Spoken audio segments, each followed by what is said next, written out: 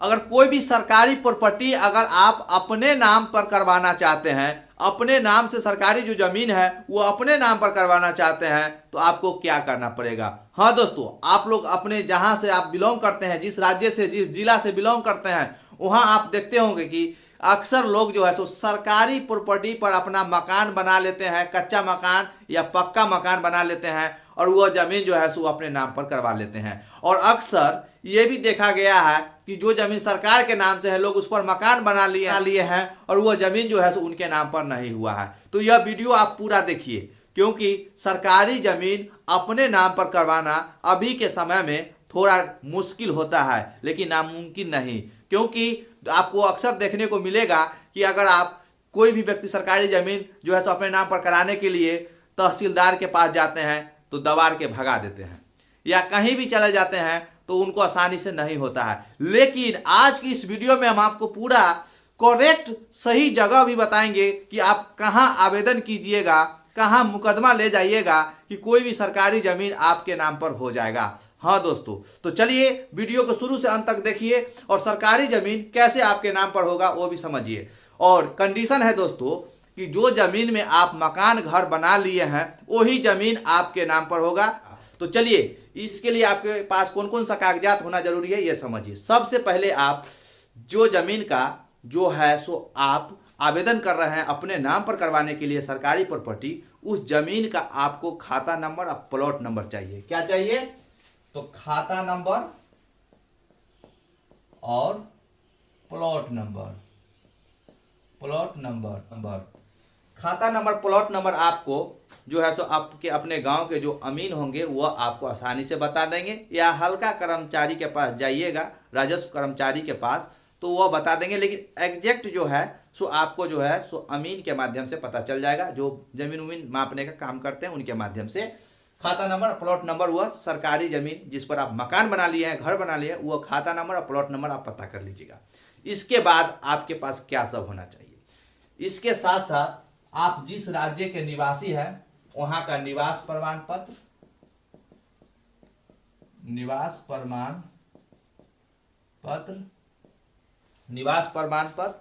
उसके बाद आपके पास आधार कार्ड। अब आधार कार्ड या वोटर कार्ड दोनों में से कोई आपके पास होना चाहिए।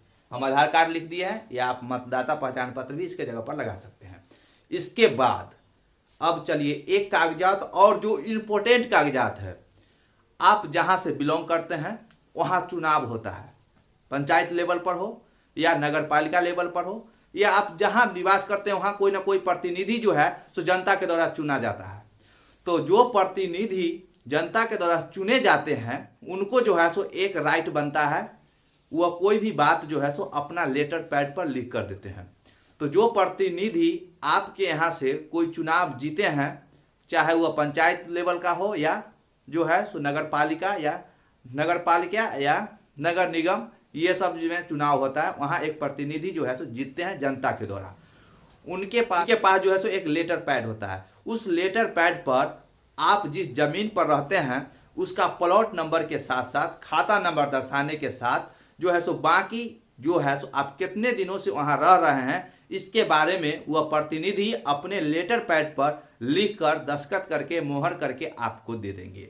तो चलिए एगो वो भी आपके पास कागजात होना मस्ट जरूरी है। क्या चाहिए?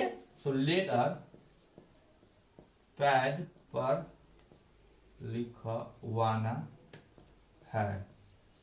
लेटर पैड पर लिखवाना है। क्या लिखवाना है?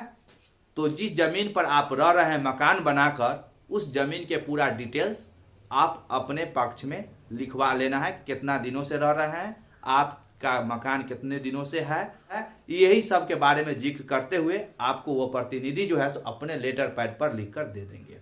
तो चलिए, महत्वपूर्ण कागजात हो गया, ये भी महत्वपूर्ण कागजात है। ये जब तक आप नहीं दीजिएगा तब तक आसानी से नहीं बनेगा। ऐसे तो बनेगा, लेकिन जब ये कोई प्रतिनिधि आपको लिख कर देते हैं लेटर पैड पर अपना मोहर और दस्तखत करके, तो समस्या जो है जल्द से जल्द सॉल्व हो जाता है। तो चलिए, क्या सब चाहिए? तो खाता नंबर, प्लॉट नंबर, निवास प्रमाण पत्र, आधार कार्ड और प्रतिनिधि द्वारा लेटर पैड पर लिखा हुआ जो आप कितने दिनों से रह रहे हैं। चलिए, ये सब कागजात आपके पास हो जाएगा। उसके बाद जो है सो एक और चाहिए राशन कार्ड।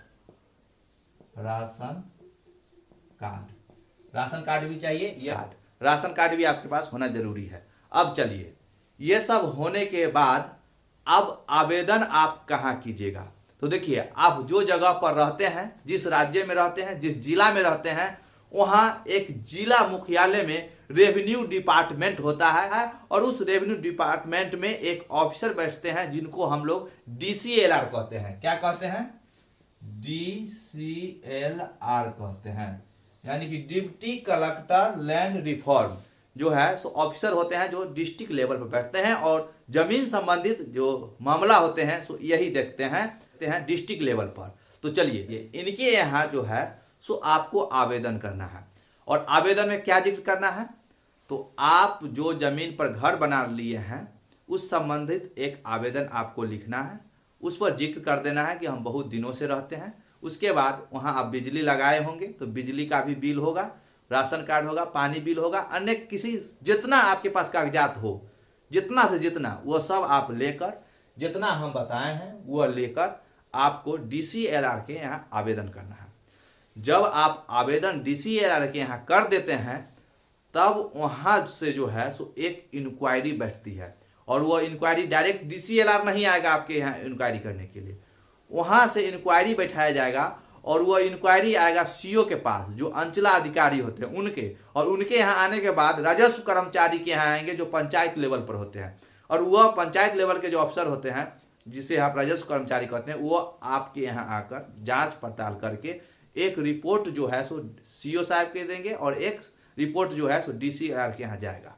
और उसके बाद जो है सो यह निर्णय किया जाएगा कि आपको वह सरकारी जमीन जो है सो जिस पर आप मकान बना लिए हैं, घर बना लिए हैं, वह जमीन जो है सो आपके नाम पर होने योग्य है कि नहीं, उसके लिए आप योग्य हैं कि नहीं, जो है सो यह जांच पड़ताल करने के बाद पता चलेगा। अगर सब कुछ ठीक ठाक रहा तो आपको DCLR के यहाँ से जो है सो आपके नाम से कागजात बन जाएगा। और वह कौन सा कागजात बनेगा? तो बास्कीत पर्चा। कौन सा कागजात बनेगा? बास्कीत पर्चा। बास्कीत पर्चा, ये जो है जमीन का कागजात आपके नाम से बन जाएगा। और उसके बाद इसमें भी एक कंडीशन होगा कि जो जमीन पर आप मकान घर बना लिए हैं वह जमीन जो है सो कितना डिसमिल है, उसमें से आपको कितना दिया जाएगा, क्योंकि हर राज्य अपने अनुसार से जो है सो एक कानून बनाए हुए है जो भूमिहीन व्यक्ति को या जो घर मकान बना लिया है उसको हमको कितना जमीन देना है।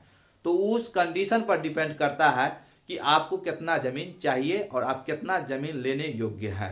तो यह पर्चा जो है सो बास्कीत पर्चा के माध्यम से आपको DCLR जो है सो आपके नाम पर वह जमीन कर देंगे जो जमीन में आप मकान घर बना लिए हैं। अब चलिए दोस्तों, जब आपके नाम से बास्कीत पर्चा मिल जाता है तो वह जमीन का मालिकाना हक आपके पास चला आएगा।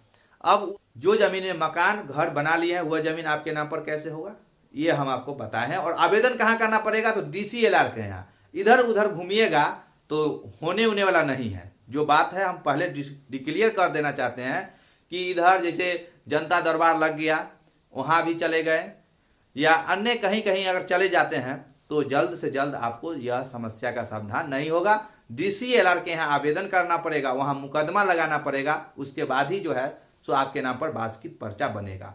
अब चलिए, जो जमीन आप जोत आबाद में लिए हुए हैं, जो सरकार के नाम से जमीन है, वह जमीन आप कैसे अपने नाम पर कीजिएगा, इसके लिए भी रूल और रेगुलेशन होते हैं, वो हम आपको नेक्स्ट वीडियो में जो है सो जानकारी देंगे।